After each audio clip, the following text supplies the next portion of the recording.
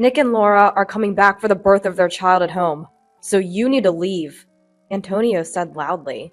Leave? Me? When I asked back, Antonio nodded with a smile. I've always thought things would be better without you. I hate people who always throw around the right arguments like you do. There are other women besides you. Just because we've been together for so long doesn't mean we have to stay together in the future. Antonio was the one who made a bold statement. Whatever difficulties he faces from now on are none of my concern. He probably thinks he'll forget about it after a good night's sleep, but not this time. He should take responsibility for his own words. I'm Scarlett, 55 years old. Right now, I live with my husband, Antonio. Antonio is 60, 5 years my senior. So, he recently retired. Antonio said, maybe I'll spend my time enjoying my fishing hobby now. He seemed happy about it. Meanwhile, I run a small apparel company, thankfully making a decent profit. Currently, we can afford to live in a high-rent condominium, thanks to my job. Antonio was supportive, but after his retirement, he changed. First, his daily routine shifted. Now, always at home, Antonio had many days without plans.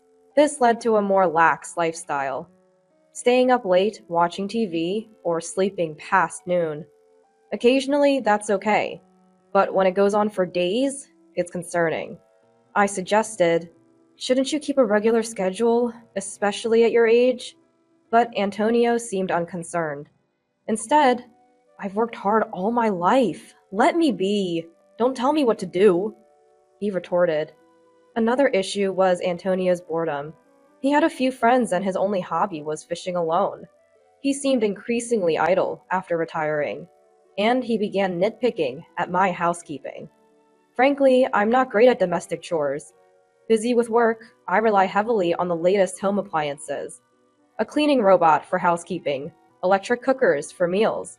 Antonio didn't like that. Robots can't clean every nook and cranny. Doing it by hand is more thorough. He insisted on me doing things manually. One evening, he complained about dinner. Stews need time and attention, not an electric cooker. Even though he never minded before, now he was imposing his preferences. At worst, stop being lazy! You're so sloppy, he would say. I'd consider his requests if I had the time, but I'm too busy with work. If he's retired and has time, he should do it. When I pointed this out, just because you work doesn't mean you can act superior, he snapped. I couldn't help but understand why some people divorce later in life. Yet I endured, considering how hard we had worked together. But things escalated due to a particular event. Our son's wife's pregnancy. Our only son, Nick. His wife, Laura, announced her pregnancy. Actually, Nick isn't my biological son. He's Antonio's, from a previous marriage. We remarried when Nick was 10. Antonio was ecstatic about the pregnancy announcement. Our first grandchild! Our first grandchild! Yes, it's exciting. I replied, happy too. But Antonio's joy was beyond normal. I think he was experiencing grandparent fever. That's why things turned out this way. Laura, raised by a single mother, I'd like to go back there to give birth, probably because he said so. Laura grew up in a single-parent household, so this time, my mom is too busy with work, she explained. So Antonio, eager as ever, said, we need to welcome the baby in the best possible way.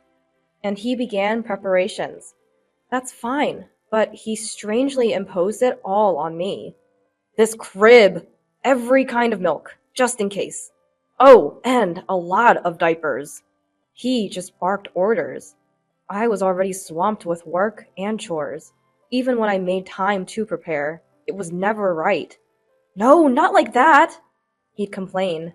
No, you're saying it's not this. Please, enough. I understand you're excited, but do it yourself. Stop relying on me for everything. He seemed shocked to be challenged, standing frozen. Our first grandchild, and you act so detached. Right. You're not biologically related to Nick, so you don't care about him. That's not true. Don't say such awful things. You're overdoing it. If Laura knew how much you're doing, she might not want to come here. This place doesn't feel relaxing. Antonio tried to respond, but couldn't find the right words. Frustrated, he clenched his teeth and retreated to his room. Damn it. I didn't mean to go that far. His fanaticism had driven me to stubbornness, and being spoken to like that about Nick hurt me too. I want Nick and Laura to relax here. That's why I had to stop Antonio's excesses. Later, I thought about making amends, but Antonio didn't come out of his room. Reluctantly, I looked through the door. I'm sorry about yesterday. I'm going, I said, and went to work. That day, I faced numerous work troubles and got home quite late. Dinner was going to be delayed. What should I make? As I thought this on my way home, I found Antonio already sitting at the dining table, waiting. I'm home! Sorry, I'm late. I'll make dinner as quickly as I can. There was no reply from Antonio. I moved around busily. Antonio just sat there, staring as if pressuring me.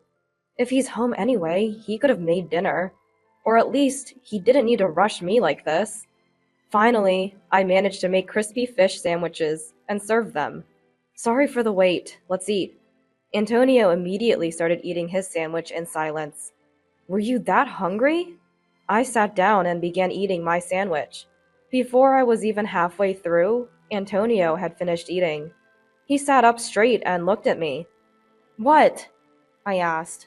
Antonio spoke in a low voice. You're all about work, neglecting the housework. What? His unexpected words nearly made me drop my sandwich. What are you talking about? I'm not neglecting anything. Don't act like it's nothing. Like today, just sandwiches? No salad or soup? That's unacceptable. True, I usually serve salad and soup, but today wasn't about being lazy. I hurried because Antonio seemed so eager to eat. I explained, but Antonio wasn't convinced. It's not just that. You always negate everything I say or do. You must think you're better because you're working and I'm retired. That's not how I think at all. Despite my repeated denials, Antonio remained unconvinced. I was getting tired of this pointless argument. Let's stop this. We'll be welcoming Nick and his wife soon. I don't want to greet them with this unpleasant atmosphere. At this, Antonio sneered sarcastically. All right, I've been thinking the same. So, I've found a good solution. A good solution? Puzzled, I tilted my head. Antonio declared loudly, Nick and Laura are coming back for the birth, so you should leave. What? I couldn't believe he was serious. Leave? Me? When I asked again, Antonio nodded with a smile. If you weren't here, things would go smoothly. I've always thought so. I hate people like you who always argue with logic. There are plenty of other women. I was shocked. After decades of marriage, to hear such words? Antonio, carried away, continued to vent his grievances. You lack respect for me, your husband. Always complaining, never just listening. Complaining? I respect your requests as much as I can. It's you who makes unreasonable demands. Ugh, shut up. I hate your bossy tone. Just leave. I don't even want to see your face. Antonio slammed the table. It was futile to say more. I said, understood, and returned to my room. The next morning, I called a moving company immediately. After being treated like that, I wasn't going to stay. Fortunately, it wasn't moving season, and I easily scheduled an estimate. I hoped to finish everything while Antonio was out, but he was almost always home. I was worried, but then it seemed like fate intervened. I'm going out tomorrow for a bit. Antonio is the type to forget things overnight, so he spoke to me quite normally. Apparently, Antonio was invited by his fishing buddies and was going for an overnight fishing trip. This was my chance. There was a slightly awkward atmosphere. Maybe even Antonio felt that what he said yesterday was too much. Still, There was no apology from him. He might be hoping to act as if yesterday's words never happened. He's always been like that. Until now, I've been the bigger person, letting things go. But I couldn't just ignore what he said this time. The moving estimate came quickly. I planned to take all the furniture and appliances, but there was less than I thought. The problem was finding a place to move to, but that was easily solved. Someone I knew through work offered to lend me a place. A brand new one, no less. Are you sure? I asked again, and they said, Scarlett, you've been so helpful. So I accepted the offer. I immediately went to see the property. It was more than sufficient, with no issues. I moved everything out while Antonio was away. His harsh words left me without regrets. Perhaps deep down, I had grown tired of life with Antonio. The night after I moved, Antonio called. Here it comes, I thought, and answered the phone. Hello? Hey, Scarlett! What's going on? Antonio sounded panicked, even over the phone. I almost laughed, but responded calmly. What do you mean? My house! It's empty! What's happening? Well, you told me to leave, so I did just that. I had taken everything, from the latest appliances to my favorite dining table. But I only told you to leave! It's crazy to take everything from someone's house! What? Leaving them would be crazy. I bought all that with my own money. You never contributed, saying you didn't need them. Antonio fell silent, then said grudgingly, Fine. Nick and his family are coming tomorrow. Furniture doesn't matter. He'd be surprised to see the place now. Good. Then it's perfect timing. Say hi to Nick for me. There was no point in further conversation. I quickly ended the call. There was another significant matter, but I didn't mention it since Antonio seemed unaware. The next day, Nick called. We'll be there soon. A phone call. Didn't Antonio tell you? I moved out. Really? Nick sounded surprised, but didn't press further. In fact, I sensed more relief than shock in his voice. Cool. Mom's not there. We can do whatever we want then. You're not coming back, right? That's right. I always sensed Nick found me bothersome. He seemed displeased I didn't pamper him like a biological mother might. You're not as kind as other women, he once said as a child. I thought I was raising him with love, so he wouldn't struggle later in life. Well, it's easier for both of us. Laura was uncomfortable too, so see you. That was like his father, always adding one extra, unnecessary comment. I pondered this after hanging up. That day, I was a bit on edge, unable to focus on work. I half expected a call about the furniture and appliances. Laura once said, It must be nice to have all these appliances for an easy life. I secretly thought their visit was to take advantage of that. But contrary to my expectations, no call came that day. Finally, at the end of the month, Antonio called. Scarlett? His voice lacked confidence, making his intention clear. But I played ignorant. Yes? It's about the rent. Yes? What about it? He struggled to say it, but he wanted to talk about rent.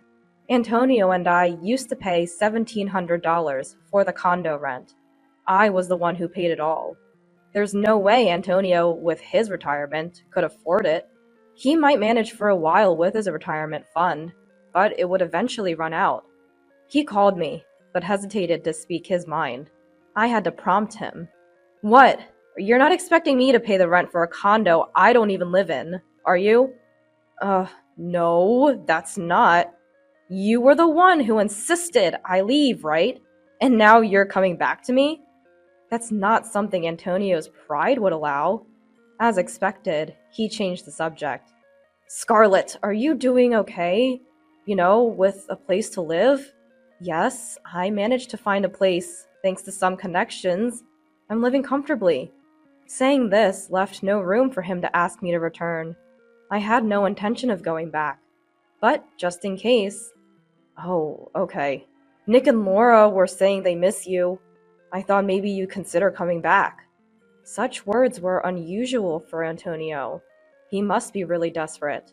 But I had no intention of returning.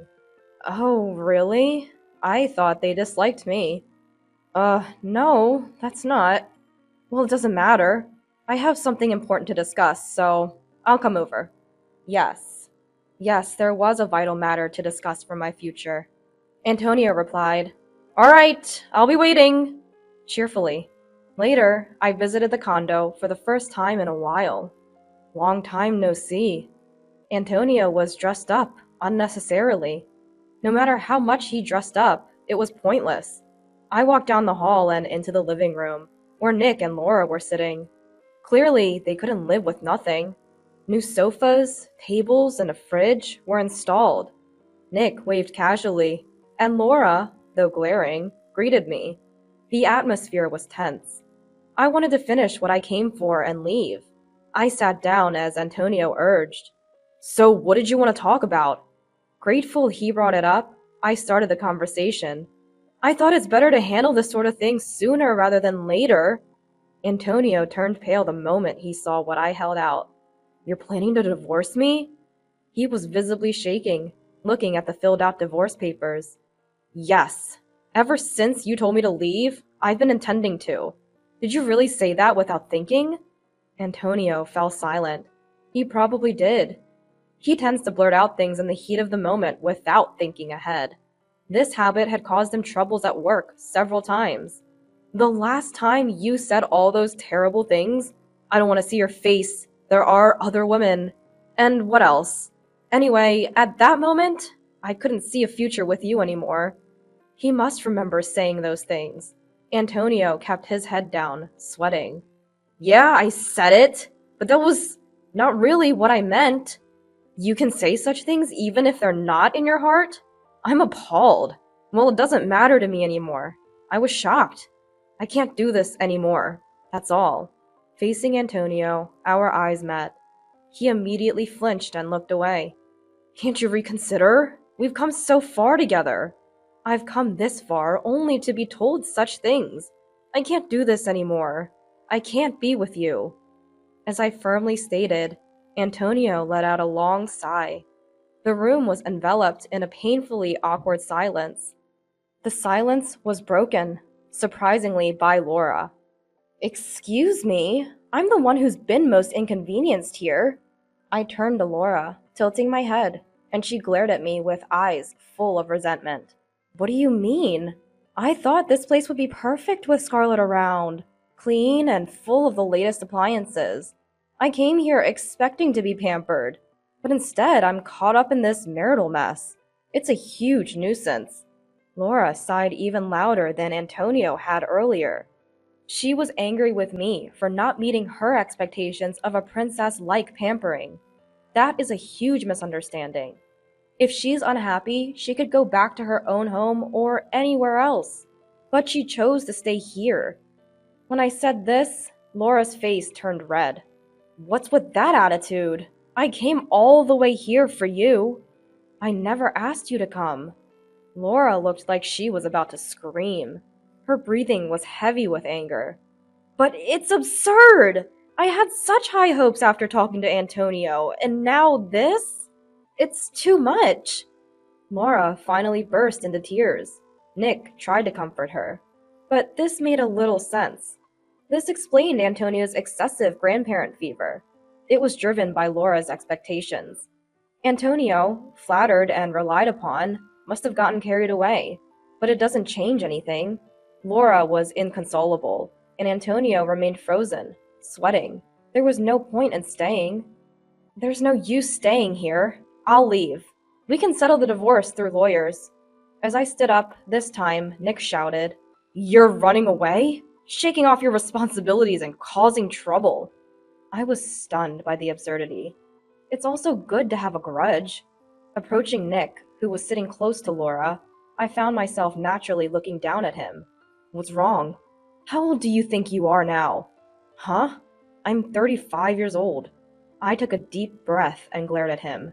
"So what responsibility do you think I have? Taking care of a 35-year-old son and his wife? Or a 60-year-old husband?" Nick was speechless, eyes wide. I couldn't hold back any longer. "You're all adults! Enough is enough! Who's causing trouble? Using my efforts as a stepping stone while expecting me to always smile and comply? Ugh, calm down, Mom. Don't act like a child now. I shouted so much I was out of breath. I took a moment to breathe deeply. At least, Nick, I always cared about you, raised you as my own, but maybe I failed to convey that. Ugh. Nick started to say something, but fell silent. I grabbed my things and quickly left the room. No one followed me.